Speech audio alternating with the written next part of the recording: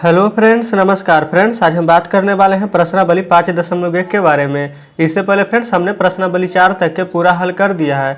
अगर फ्रेंड्स वो वीडियो आपने नहीं देखे तो एक बार जरूर से देख लें। उसका लिंक भी आपको इसी वीडियो के डिस्क्रिप्शन में मिल जाएगी। यहाँ पर फ्रेंड्स प्रश्नावली 5.1 में जितने भी प्रश्न हैं इन सभी प्रश्नों को अपने कॉपी पर लिख लेते हैं। उसके बाद फ्रेंड्स आपके सामने हम लाते हैं। तो फ्रेंड्स जैसा कि आप देख सकते हैं यहाँ पर हमने प्रश्नावली 5.1 का सारा प्रश्न यहाँ पर लिख लिया है। तो पहले नंबर में बोला गया है कि सत्य और असत्य को चुनना है और उसका कारण भी देना है। तो यहाँ पर फ्रेंड्स पहले नंबर प्रश्न को हल करेंगे। यहाँ पर बोला गया है कि एक बिंदु से होकर एक ही रेखा खींची जा सकती है। तो फ्रेंड्स यहाँ पर समझिएगा, यहाँ पर हमारा एक बिंदु है और यहाँ पर बोला गया है कि एक बिंदु से होकर के एक ही रेखा खींची जा सकती है। देखिए फ्रेंड्स, ये एक बिंदु है, यहाँ से हम यहाँ एक रेखा खींच सकते हैं। इसको भी थोड़ा सा बढ़ा करके यहाँ खींच सकते हैं। यहाँ से भी फ्रेंड्स खींच सकते हैं, यहाँ से भी खींच सकते हैं। ये फ्रेंड्स हमारे एक बिंदु है, यहाँ से यहाँ, यहाँ से यहाँ, यानी कि फ्रेंड्स इस प्रकार से हम यहाँ पर अनंत रेखाएं खींच सकते हैं। लेकिन यहाँ पर बोला गया है कि एक बिंदु से एक ही रेखा खींची जा सकती है। तो फ्रेंड्स बताइए क्या ये हमारा सही है? तो आप कहेगा बिल्कुल गलत है। तो यहाँ पर जो फ्रेंड्स जो पूछा गया था कि एक बिंदु से होकर एक ही रेखा खींची जा सकती है, तो यहाँ पर हम लिख देंगे असत्य, यानी कि ये हमारा गलत है। यही तो पूछा गया था कि सत्य असत्य लिखना है और कारण भी देना है। तो देखिए फ्रेंड्स यहाँ पर हम आपको उदाहरण के साथ भी समझाते चल रहे हैं। चलिए फ्रेंड्स अब हम आते हैं दूसरे नंबर प्रश्न की ओर। तो फ्रेंड्स यहाँ पर देख लीजिए, दूसरा नंबर प्रश्न भी अब आपके सामने है। इसमें बोला गया है कि दो विभिन्न बिंदुओं से होकर जाने वाली असंख्य रेखाएं हैं। तो फ्रेंड्स यहाँ पर समझिएगा, यहाँ पर क्या था, दो विभिन्न बिंदु, एक बिंदु यहाँ पर, एक बिंदु यहाँ पर दे दिए। अब इसको यहाँ से यहाँ पर क्या एक रेखा है, यहाँ पर जब मिला दी है। और यहाँ पर क्या बोला गया था कि दो विभिन्न बिंदुओं से होकर जाने वाली असंख्य रेखा है। अगर फ्रेंड्स यहाँ पर आप इसको मिलाइएगा इस तरह से, तो समझ लीजिए कि यहाँ से यहाँ, यहाँ से यहाँ, मतलब कि फ्रेंड्स अगर ये दोनों हमारा बिंदु है तो बस इसको ही लाइन को आप जितना बड़ा कर सकते हैं, इससे बड़ा तो नहीं होने वाला है। तो यहाँ पर वही बोला गया था कि दो बिंदु से होकर जाने वाला असंख्य रेखा। यहाँ पर फ्रेंड्स असंख्य बोला गया था, मतलब कि बहुत सारे, अनंत। लेकिन आप यहाँ पर देख सकते हैं कि सिर्फ हमारा यहाँ पर एक ही लाइन यहाँ पर खींचा जा सकता है, बहुत सारा तो नहीं खींचा जा सकता है। तो ये भी जो प्रश्न में बोला गया ये भी हमारा गलत ही है। तो यहाँ पर लिख दीजिएगा इसमें भी असत्य, क्योंकि फ्रेंड्स आपके सामने है, यहाँ पर हम आपको दिखा दी है कि एक लाइन से ज़्यादा नहीं खींचा जा सकता, लेकिन यहाँ पर बोला गया था असंख्य। तो अब हम चलते हैं तीसरे नंबर में। यहाँ पर आप देखिएगा, यहाँ पर बोला गया है कि एक शांत रेखा दोनों ओर अनिश्चित रूप से यहाँ पर बढ़ाई जा सकती है। यहाँ पर फ्रेंड्स शांत रेखा है, जैसे कि यहाँ पर आप मान लीजिए एक शांत रेखा, ये फ्रेंड्स हमारा यहाँ पर शांत एक रेखा है, ठीक है। यहाँ पर बोला है कि दोनों ओर से अनिश्चित रूप से बढ़ाई जा सकती है। तो देखिए यहाँ से यहाँ ऐसे प्रकार के बढ़ाया जा सकता है, यहाँ से फ्रेंड्स इसी प्रकार से बढ़ाया जा सकता है, यानी कि फ्रेंड्स हम जितना लंबा चाहे उतना बढ़ा सकते हैं। तो इसमें जो बोला गया था कथन कि एक शांत रेखा दोनों ओर अनिश्चित रूप से बढ़ाई जा सकती है, तो देखिए फ्रेंड्स दोनों ओर से अनिश्चित रूप से बढ़ा सकते हैं। ये फ्रेंड्स जो कथन दिया गया है ये हमारा सत्य हो जाएगा। तो इस प्रकार से तीसरे नंबर प्रश्न भी हमारा हल हो जाता है। अब हम आते हैं चौथे नंबर प्रश्न की ओर। तो यहाँ पर चौथे नंबर में बोला गया है कि यदि दो वृत्त बराबर है तो उनकी त्रिज्याएं बराबर होती है। तो फ्रेंड्स देखिए यहाँ पर हम दो वृत्त बना लेते हैं। सबसे पहले ये हमारा एक वृत्त हो गया, ये हमारा दो वृत्त हो गया, ठीक है। दो वृत्त बराबर है तो उनकी त्रिज्याएं बराबर होती है। देखिए ये हम त्रिज्या भी यहाँ पर खींच लेते हैं। अगर फ्रेंड्स ये हमारा दो वृत्त है तो जब हम तीसरा वृत्त बनाएंगे तो क्या वो भी तो इसी प्रकार से बनेगा। तो अगर हमारा दो वृत्त यहाँ पर बराबर है तो उसका क्या देखिए दोनों का त्रिज्या हमारा क्या बराबर है कि नहीं। तो आप कहेगा बिल्कुल बराबर है। इसका मतलब कि हमारा फोर्थ नंबर भी कथन सत्य होने वाला है। तो यहाँ पर भी आप लिख दीजिएगा सत्य। तो इस प्रकार से हमारा 4 प्रश्न हल हो चुका है। अब हम आते हैं 5वें नंबर प्रश्न की ओर। यहाँ पर फ्रेंड्स 5वें नंबर प्रश्न भी आपके सामने है। इसमें बोला गया कि आकृति 5.9 में यदि AB बराबर PQ और PQ बराबर XY है तो AB बराबर XY होगा। यहाँ पर फ्रेंड्स ये आकृति दिया गया था 5.9, ये हमारा AB है, ये हमारा PQ है, ये हमारा XY है। तो फ्रेंड्स आप ही सोचिए, AB ये हमारा क्या AB है, यही लाइन सेम यहाँ है और यही सेम यहाँ है। तो अगर AB बराबर हमारा क्या XY दिया गया है, यानी कि AB के बराबर में हमारा XY। यहाँ पर देखिएगा पहले तो AB बराबर PQ लेकर चलेगा, ये हमारा AB बराबर में PQ। बताइए फ्रेंड्स ये क्या दोनों बराबर है आपस में? तो बिल्कुल बराबर है। उसी प्रकार से PQ बराबर XY, ये हमारा PQ है, ये हमारा XY है। क्या PQ बराबर में हमारा XY होगा कि नहीं? तो आप कहेगा बिल्कुल होगा। उसी प्रकार से फ्रेंड्स AB बराबर XY, ये हमारा AB बराबर XY, यहाँ पर लिख दीजिए AB बराबर XY। तो फ्रेंड्स बताइए क्या तीनों आपस में बराबर है? तो बिल्कुल तीनों आपस में बराबर है। तो फ्रेंड्स 5वां नंबर कथन भी हमारा सत्य हो जाएगा। तो यहाँ पर हम लिख देंगे सत्य, क्योंकि हमारा तीनों बराबर है। अब दूसरा नंबर में फ्रेंड्स बोला गया था परिभाषित करें। तो फ्रेंड्स यहाँ पर प्रश्न आपको हम दिखाते हैं। तो फ्रेंड्स जैसे कि यहाँ पर देख सकते हैं दूसरा नंबर प्रश्न आपके सामने है। इसमें बोला गया है कि निम्नलिखित पदों में से प्रत्येक की परिभाषा दीजिए। क्या इनके लिए कुछ ऐसे पद हैं जिन्हें परिभाषित करने की आवश्यकता है और वे क्या है और आप इन्हें कैसे परिभाषित कर पाएंगे। यहाँ पर देख लीजिए टोटल 5 प्रश्न है। एक हमारा समांतर रेखा, दूसरा लंब रेखा, तीसरा रेखाखंड, चौथे में वृत्त की त्रिज्या और पांचवें में वर्ग दिया गया है। तो हम फ्रेंड्स इन पांचों का परिभाषा लिख लेते हैं, उसके बाद आपके सामने हम लाते हैं। तो फ्रेंड्स यहाँ पर आप देख सकते हैं कि दूसरे का यहाँ पर 5 प्रश्न हमने यहाँ पर लिख लिया है। सबसे पहले यहाँ पर बोला गया था हमारा समांतर रेखाएं। तो देखिए समांतर रेखाएं हम किसे कहते हैं। यहाँ पर फ्रेंड्स हम पहले से इसलिए लिख लें क्योंकि अगर भी आपके सामने लिखते हैं तो समय ज़्यादा बर्बाद हो जाता है, इसलिए हम वीडियो को स्किप करके सबसे पहले लिख लिए थे। यहाँ पर बोला गया था क्या समांतर रेखाएं किसे कहते हैं। तो देखिए दो रेखाओं का युग्म जिनके बीच की लंबवत दूरी सभी जगह समान हो वह हमारा समांतर रेखा कहलाता है। जैसे कि फ्रेंड्स देखिए आप यहाँ पर चाहें तो इंच से पाई पार सकते हैं। अभी हमारे पास इंच नहीं था तो फ्रेंड्स हम यहाँ पर हाथ से ही बना दिए हैं, इसलिए आपको थोड़ा सा बड़ा छोटा लग रहा होगा। तो यहाँ पर देखिएगा एक हमारा पाई यहाँ है और एक नीचे है और इन दोनों के बीच में फ्रेंड्स जैसे कि ये हमारा समझ लीजिए कि 2 सेंटीमीटर है, तो यहाँ भी हमारा 2 ही सेंटीमीटर होना चाहिए, यहाँ भी 2 ही सेंटीमीटर होना चाहिए। कहने का मतलब फ्रेंड्स इस रेखा और इस रेखा दोनों का बीच का जो यहाँ पर दूरी है वो हमारा समान होना चाहिए। तो फ्रेंड्स इस प्रकार से दूसरे का पहला हम अपना समांतर रेखा देख चुके हैं। अब हम आते हैं यहाँ पर नीचे लंब रेखा के बारे में। तो यहाँ पर देखिएगा यहाँ पर बोला गया है कि लंब रेखा किसे कहते हैं। तो फ्रेंड्स ऊर्ध्वाधर या फिर खड़ी रेखा जो किसी क्षैतिज रेखा पर 90 डिग्री का कोण बनाती है उसे हम लंब कहते हैं। यहाँ पर फ्रेंड्स जो खड़ा है इसे हम बोलेंगे ऊर्ध्वाधर रेखा, जो हमारा नीचे सोया हुआ है इसे हम बोलेंगे क्षैतिज रेखा। तो यहाँ पर फ्रेंड्स वो देखिए ये बोला गया था ऊर्ध्वाधर या खड़ी रेखा, ये देखिए खड़ी रेखा जो किसी क्षैतिज रेखा पर, यहाँ पर जो किसी क्षैतिज रेखा पर 90 डिग्री का कोण बनाती हो। यहाँ पर फ्रेंड्स देखिए क्या ये हमारा 90 डिग्री का कोण बना रही है कि नहीं। तो आप कहिएगा कि बिल्कुल बना रही है। तो फ्रेंड्स तो यहाँ पर अगर हमारा 90 डिग्री का जब कोण बना रहा है तो उसे हम यहाँ पर लंब रेखा कहेंगे। तो इस प्रकार से हमारा दूसरा नंबर प्रश्न भी हल हो जाता है। अब हम आएंगे तीसरे नंबर की ओर।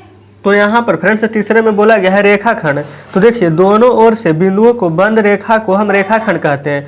दोनों ओर से बंद रेखा मतलब कि फ्रेंड्स देखिए दोनों ओर से यहाँ पर एक बिंदु है, यहाँ पर एक बिंदु है, वही बोला गया है कि दोनों ओर से बिंदुओं को नहीं फ्रेंड्स बिंदुओं से बंद रखिएगा, ठीक है। दोनों ओर से बिंदुओं से बंद रेखा, यहाँ पर देखिए यहाँ इन दोनों के बीच में ये रेखा है, इससे आगे नहीं खींचा जा सकता है नहीं इसके आगे खींचा जा सकता है।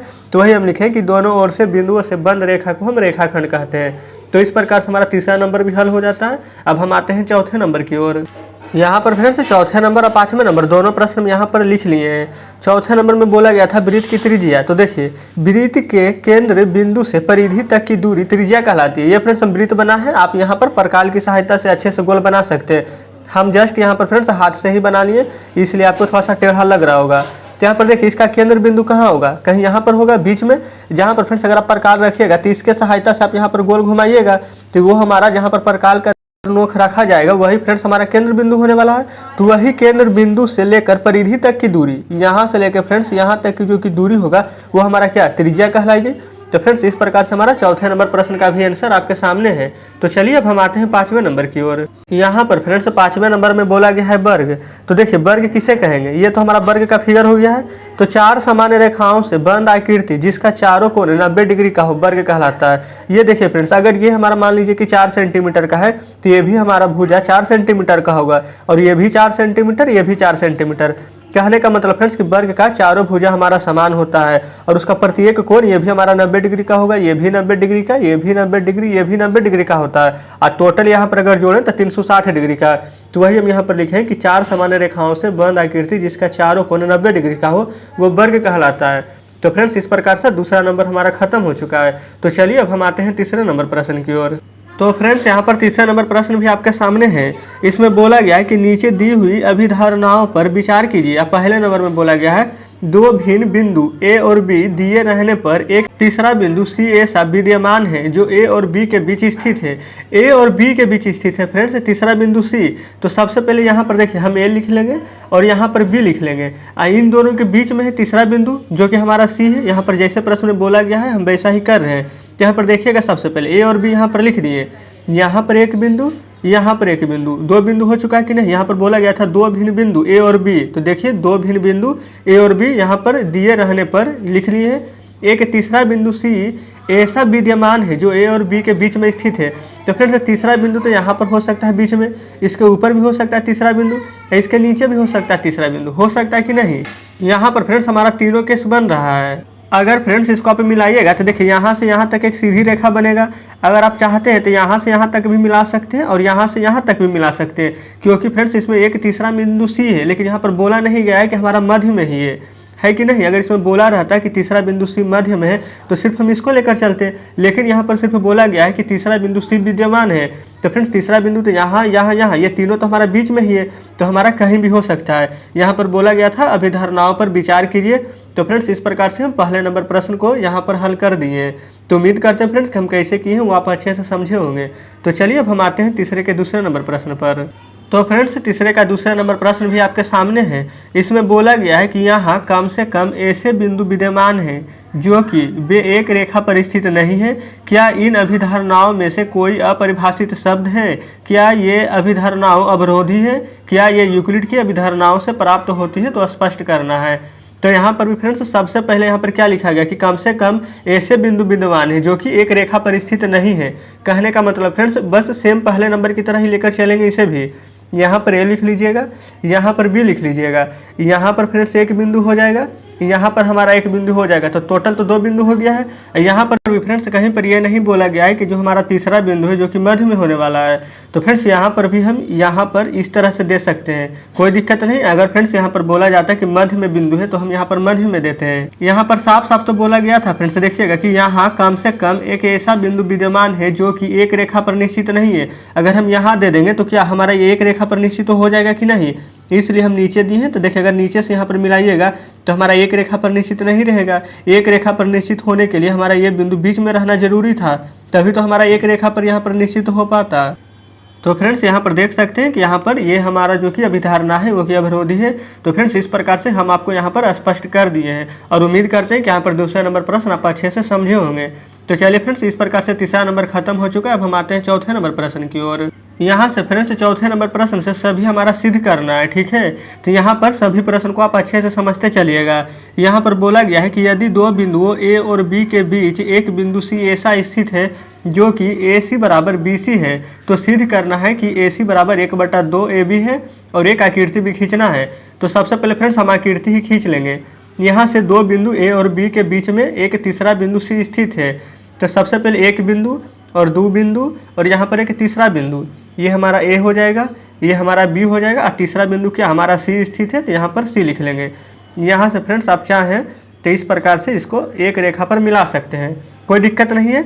अब देखिएगा यहाँ पर हमारा ए सी बराबर में यहाँ पर बी सी प्रश्न में ही फ्रेंड्स दिया गया है, तो लिख लीजिएगा कि ए सी बराबर में बी सी, कोई दिक्कत नहीं है। अप्रूव हमें क्या करना है कि ए सी बराबर 1/2 ए बी, यही तो लिखा गया यहाँ पर कि सिद्ध कीजिए, कोई दिक्कत नहीं है यहाँ तक।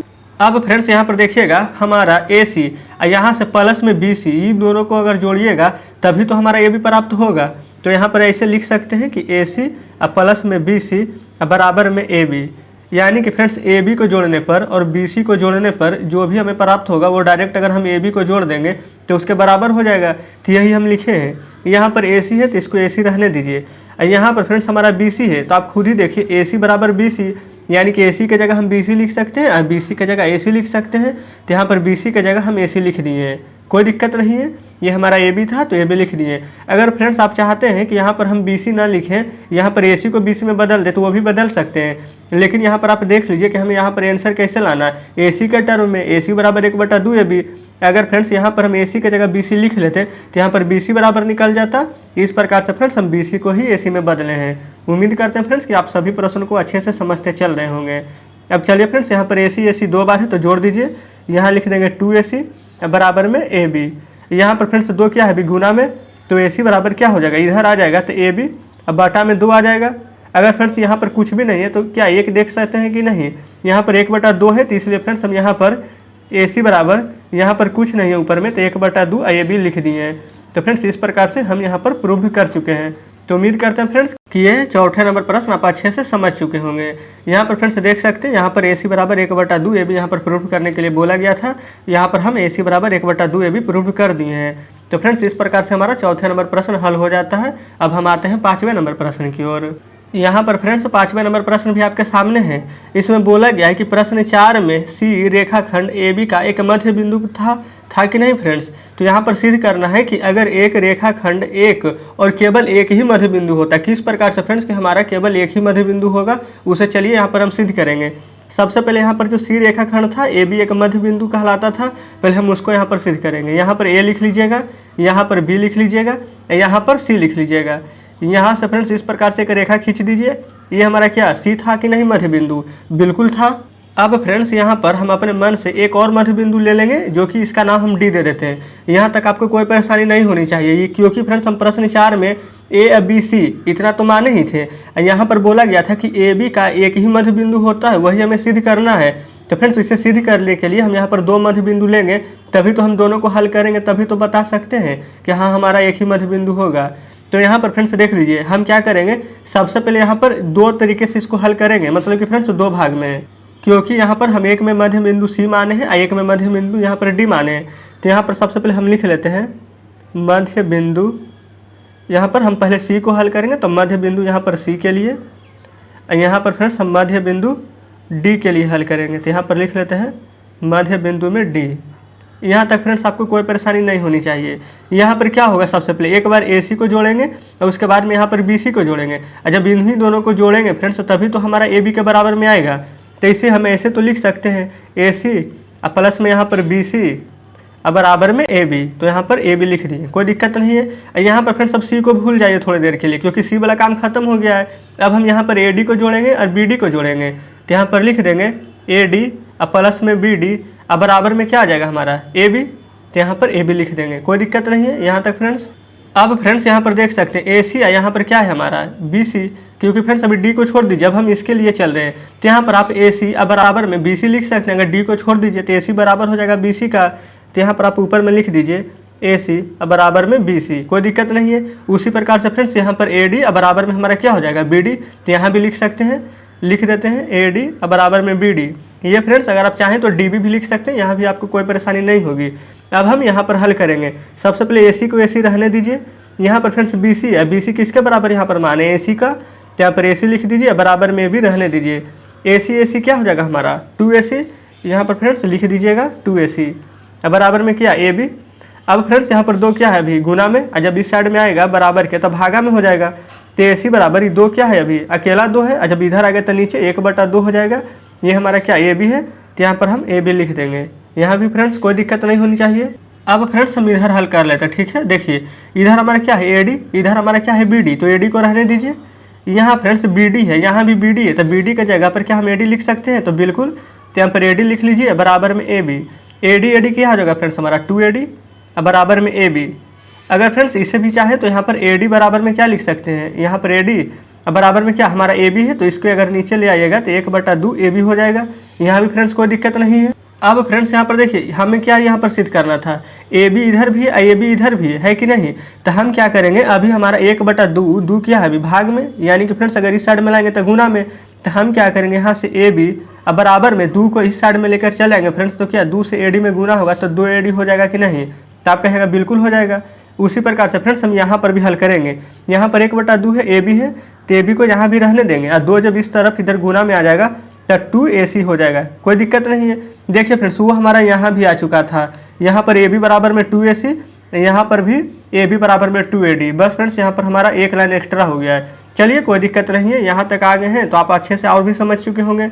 अब देखिए यहाँ पर फ्रेंड्स जो बोला गया था कि केवल एक ही मध्य बिंदु होता है, वो कैसे सिद्ध होगा। तो देखिए फ्रेंड्स यहाँ पर AB बराबर हमारा क्या आया है 2AC, लेकिन यहाँ फ्रेंड्स AB बराबर क्या आ गया 2AD। यहाँ पर फ्रेंड्स अगर हमारा दो मध्य बिंदु होता तो क्या हमारा दोनों का आंसर सेम आना चाहिए था कि नहीं। लेकिन फ्रेंड्स यहाँ पर दोनों का आंसर अलग अलग आया है। इसका कहने का मतलब क्या है फ्रेंड्स कि हमारा वहाँ पर कि केवल एक ही मध्य बिंदु होगा। तो फ्रेंड्स इस प्रकार से हम सिद्ध कर दिए हैं। और फ्रेंड्स यहाँ पर लिख दीजिएगा कि दोनों कथन एक दूसरे का विरोध करती है, अतः किसी भी रेखाखंड का एक और मात्र एक ही बिंदु होगा। तो चलिए यहाँ पर हम लिख देते हैं कि दोनों कथन एक दूसरे का विरोधी है, अतः किसी भी रेखाखंड का मात्र एक और एक ही मध्य बिंदु होगा। तो फ्रेंड्स इस प्रकार से हम यहाँ पर आपको समझा दिए हैं कैसे सिद्ध होता है, जो कि फ्रेंड्स अपनी तरफ से पूरी कोशिश किए हैं कि आप इस प्रश्न को अच्छे से यहाँ पर समझ लें। तो फ्रेंड्स उम्मीद करते हैं कि 5वें नंबर प्रश्न अब आप अच्छे से समझ गए होंगे। तो चलिए फ्रेंड्स अब हम आते हैं अगले प्रश्न की ओर। तो फ्रेंड्स यहाँ पर 6ठे नंबर प्रश्न भी आपके सामने है।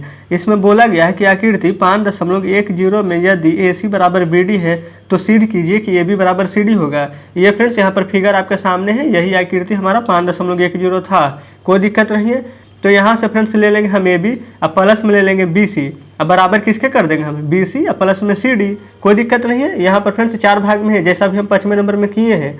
यहाँ से लिख देंगे हम AB, अब प्लस में BC, AB प्लस BC, यहाँ से फ्रेंड्स हम इन दोनों को जोड़े हैं। अब हम BC और यहाँ से CD को जोड़ेंगे, बराबर दे दीजिए यहाँ पर BC अब प्लस में CD, यहाँ तक लिख दिए फ्रेंड्स, कोई दिक्कत नहीं है। अब आप देखिएगा यहाँ पर हमारा AB है तो यहाँ पर AB को रहने दीजिए। ये फ्रेंड्स हमारा BC है तो हम यहाँ पर BC को भी रहने देते हैं। और ये BC फ्रेंड्स यहाँ पर बराबर की इस तरफ है, प्लस में है, जब बाएं तरफ हमें लाएंगे तो माइनस में BC हो जाएगा। अब बराबर CD को रहने दीजिए, अब प्लस माइनस ये तो कट जाएगा। ये भी बराबर हमारा अब क्या बचा CD। अब फ्रेंड्स यहाँ पर देखिएगा 6ठे नंबर में क्या बोला गया था, AC बराबर यहाँ पर BD दिया गया है तो सिद्ध क्या करना था AB बराबर में CD, इसको भी छोड़ दीजिए। ये तो हमारा AC बराबर में BD दिया गया था, यानी कि AC और फिर हमारा BD दोनों बराबर है, तो उसी के आधार से यहाँ पर लिखे हैं। अभी हमारा फ्रेंड्स AB बराबर CD, AB बराबर CD यही सिद्ध करना था। तो फ्रेंड्स बताइए क्या हम यहाँ तक प्रूव कर चुके हैं कि नहीं, तो आप कहेगा बिल्कुल।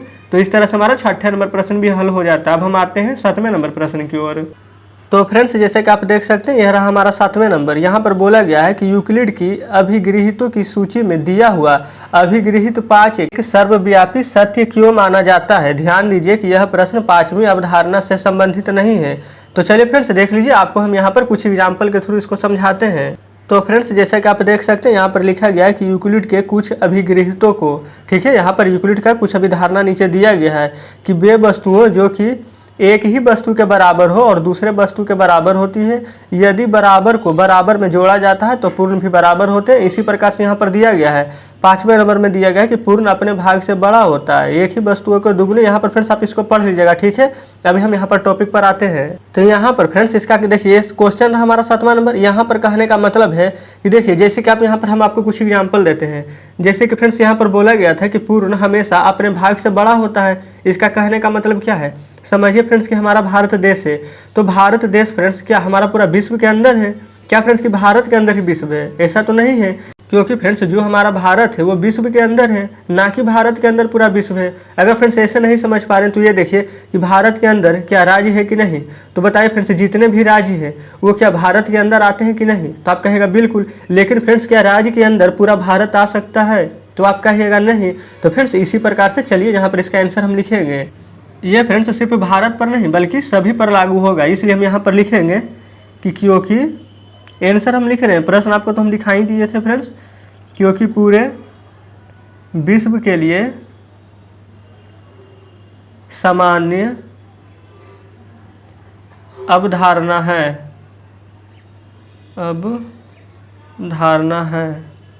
कि पूर्ण हमेशा अपने भाग से बड़ा होगा, अपने भाग से बड़ा होता है।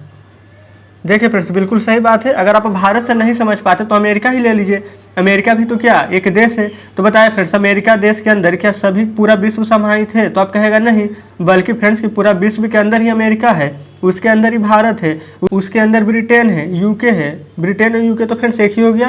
कहने का मतलब फ्रेंड्स कि पूरा विश्व के अंदर ही देश है, ना कि देश के अंदर विश्व है।